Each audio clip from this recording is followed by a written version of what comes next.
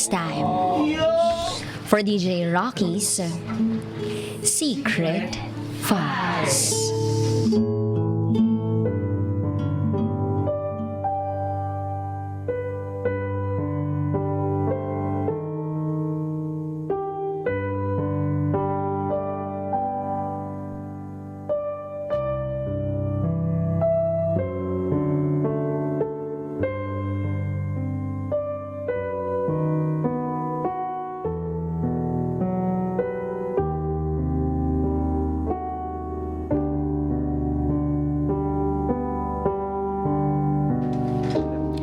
Handa daw ang ex ko na paghirapan ng lahat para lang bumalik ako sa kanya. I decided to work abroad after me and my 4 years boyfriend broke up. Gusto ko makalimot. Gusto ko mag-heal. Gusto ko magsimula uli. Siya kasi yung almost ko. Siya yung gusto kong makasama habang buhay. Mapangasawa. Siya na talaga eh. Nag-focus ako sa trabaho ko noon. May family business kami abroad. At ako yung pinag-manage. Until I met this boy. Na unang tingin mo pa lang, alam mo nang puro kalokohan lang ang alam sa buhay. Siya si Paul. Anak siya ng isa sa mga staff namin. At gustong magtrabaho sa amin. Ako ang nagturo sa kanya kung ano at paano ang mga gagawin niya. Hanggang sa tinanong niya ako kung ilang taon na ako. Sabi ko, 26. Ikaw? Sumagot siya ng 26. Magka-age po pala tayo. Pero mukha ka na pong 30. Pagkatapos niyang sabihin yun, sinamangutan ko siya. At pinasa ko sa isa naming staff yung pag-i-explain sa gagawin niya. Friday noon, inaya niya akong lumabas at mag-party. Masaya naman daw ako kasi sobra na akong stress sa trabaho. Pinilit niya ako hanggang sa sumama na din. Hindi ako pala inom at yosi. Nung gabing yun, tipsy na ako at nag-decide na kaming umuwi. Hanggang sa lagi na kaming nalabas. Kumakain kami sa labas, magpa-party, at magkakape. Tinanong niya ako ba't sa abroad ako napunta. Bakit dito ko gustong magtrabaho. So sinabi ko sa kanya yung totoong dahilan. After 2 years, nag-decide kaming magbakasyon dito sa Pilipinas. Pinakilala niya ako sa mga kaibigan niya dito as her girlfriend. Gusto daw kasi niyang patunayan sa mga kaibigan niya na seryoso na siya. Nagtaka ako. Pero binaliwala ko na lang kasi hanggang kaibigan lang ang tingin ko sa kanya. Gumawa ng group chat yung isa kong tropa para mag-set ng inuman. At, oh shucks, andun si Robin. Si Robin ay ang ex-boyfriend ko. Hindi ko alam pero parang bumalik lahat ng sakit. Sinama ko si Paul para ipakilala sa kanila. Nung nakita ko ng mga tropa ko, ningakap ko sila. Except kay Robin. Nanginitian ko lang kasi hindi siya tumayo sa kinauupuan niya. Pinakilala ko din si Paul. Ay, guys, si Paul. Coworker ko and my friend. Pinakilala ko din ang tropa sa kanila pero lahat sila as tropa ang pakilala ko. At hindi ko sinasabing ex ko yung isa sa kanila. Hanggang sa kwentuhan na kami to the max. Magsi-CR ako nang biglang sumama sa akin si Jessa. Sabi ni Jessa sa akin, "Oh my God, sis, ang ganda-ganda mo. Na-miss kita, sobra." Sabay yakap sa akin. And then I replied, "Sis, matagal na. Pero mas maganda ka." At sumagot naman siya ng, "Sis, alam mo ba, ngayon lang uli sumama yan si Robin sa amin. Sa atin. Simula kasi nung nawala kayo, hindi na sumasama sa amin yan." At sumagot ako ng, "Nako sis, ayoko nang pag-usapan yan." Pagdating namin sa seats namin, nakita ko si Paul na nagkukwento at nakikinig lang yung iba. Pag upo ko, bigla niya akong inakbayan at nagkwento uli. Then he said, "Eto si Jay, grabe challenging to. Siya yung babaeng hindi basta-basta bumibigay sa karisma ng lalaki. Kasi akalain mo tomboy siya. Sabi ko nung una, challenging to. Okay, challenge accepted. Pero natalo din ako."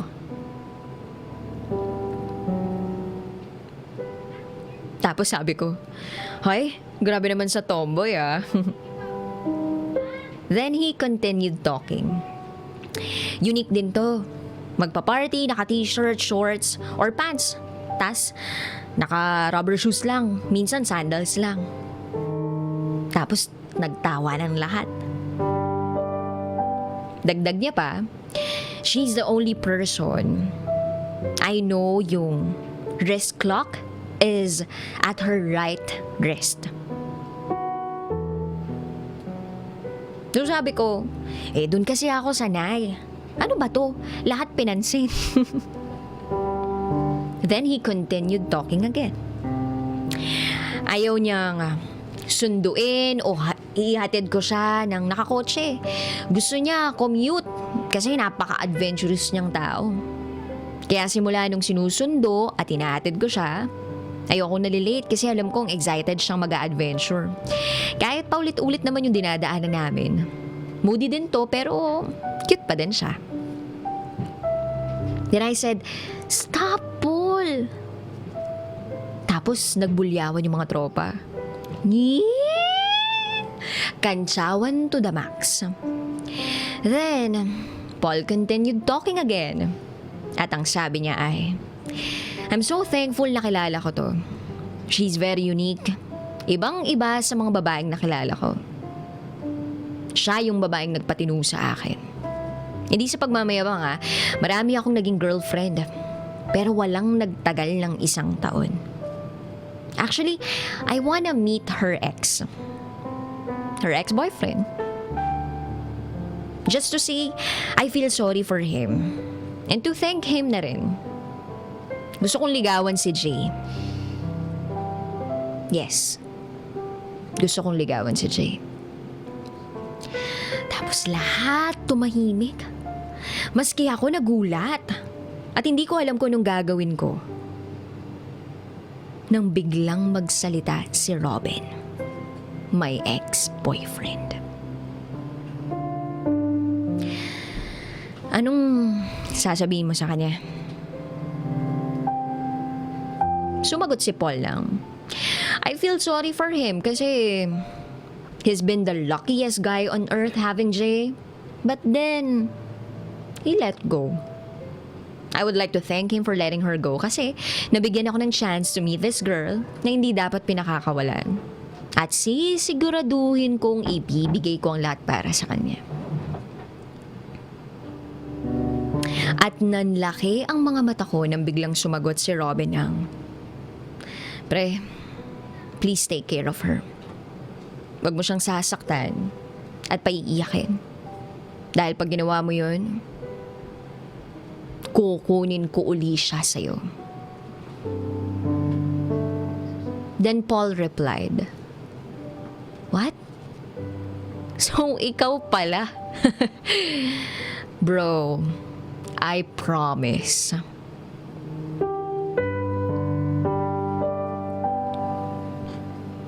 Pinagpawisan ako ng mga oras na yun. Pasmado pa naman ang kamay ko. So literal, basang-basa ang mga kamay ko. Gusto ko nang umuwi kasi ayoko ng mga ganong senaryo. Inubos lang namin yung alak na in-order namin, saka kami umuwi. Hinatid ako ni Paul sa bahay namin. Nakakotse kami kasi malayo pa yung uuwian ni Paul. At habang nasa kotse kami, tahimik lang ako. Ayoko magsalita kasi hindi ko alam kung anong sasabihin ko. Then tinanong ako ni Paul, "Jay, are you mad? Am I wrong telling them how I feel for you? And kay Robin?" I answered, "Hindi ako galit. Pero naiiyak na ako ng mga panahon na yun."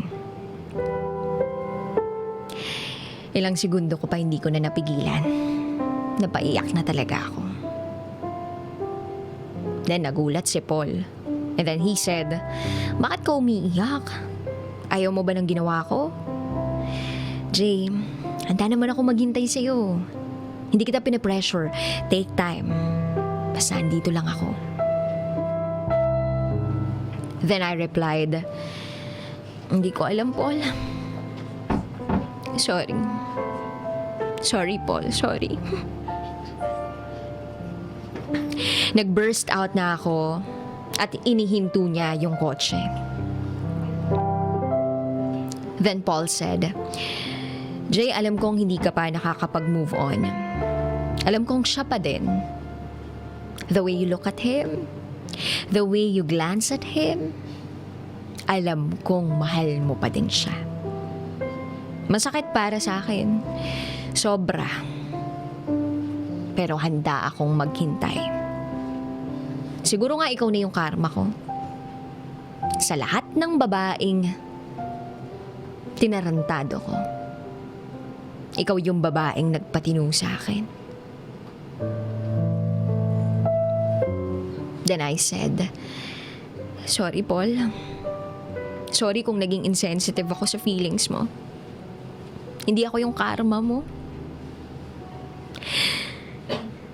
Siguro ito yung way para malaman mo kung ano talaga yung feeling at tunay na kahalagahan and meaning ng pagmamahal.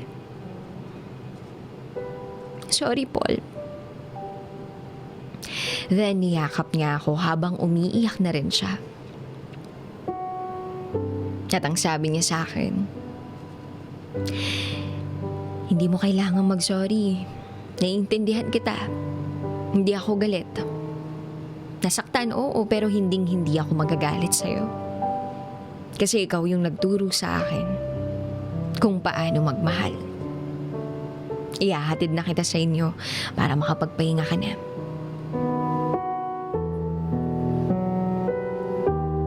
Pagbaba namin ng kotse, I kissed Paul's forehead and thanked him. He kissed my hand and said, "See you tomorrow." I smiled and said, "See you tomorrow. Mag-ingat ka. Text me when you got home, ha?" Nag-shower muna ako bago matulog.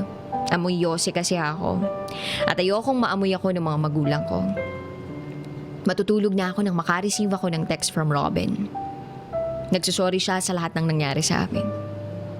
Sobrang nagsisisi siya kasi pride yung pinairal niya.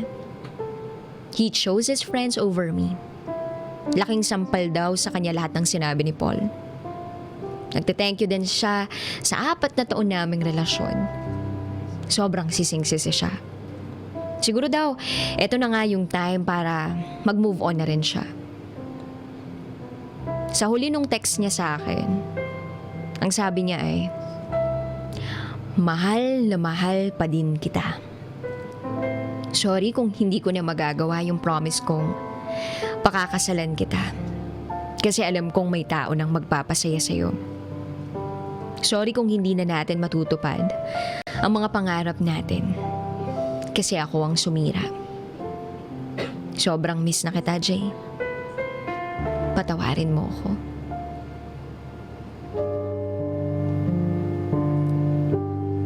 Umiiyak ako. Naalala ko yung mga panahong pinapapili ko siya. But he never chose me. Si Paul laging nandyan. Never akong iniwan. Laging nasa tabi ko. Mas pinili niyang makasama ako pag tinutopak ako Kaya sa iwan ako. Hanggang sa narinig ko, may umiiyak sa labas. Sumilip ako sa bintana. Nakita ko si Robin nakaupo sa tapat ng bahay namin. Lumabas ako. Niyakap niya ako at niyakap ko rin siya. Miss na daw niya ako. Mahal na mahal pa din niya daw ako. Lumuhod siya. Nagmamakaawa. Umiiyak din ako. Lahat ng sakit na aalala ko. Sobrang sakit. Lahat ng mga sakripisyo kong binaliwala. Mga gusto niyang sinunod ko. Mga panloloko niya, lahat tiniis ko. May inilabas siya sa bag niya, maliit na kahon. Sabi niya, ibibigay daw niya sa akin yun pag umuwi ako ng Pilipinas. At ngayong nandito na ako sa Pinas, ibibigay na niya. Then he said, "Will you marry me, Jay?"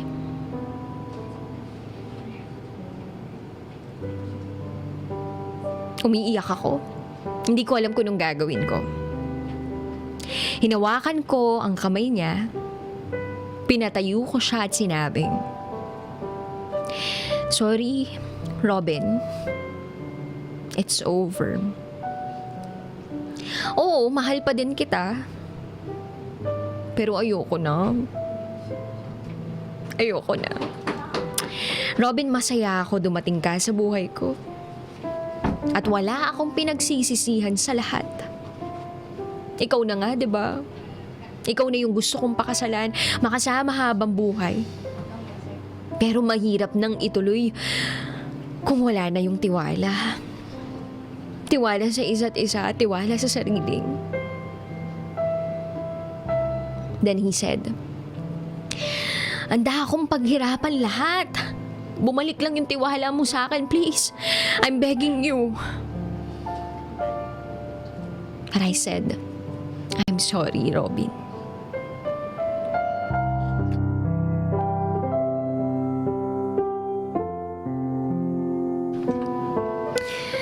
After nung gabing yun, hindi ko na uli nakakita si Robin. Bumalik kami sa abroad. Nagsimula uli ako. Sinimulan ko yung sa sarili ko. At oo, si Paul, siya ang nakatuluyan ko. May isa na kaming anak. Nabalitaan ko, si Robin may pamilya na rin. Ngayon plano namin umuwi ng Pinas para magninang sa anak niya. Siguro nga, pinagtagpo kami ni Robin, pero hindi nakatadhana. Tinuruan ng isa't isa at naranasang masaktan. Yung akala mo siya na, pero hindi pa pala.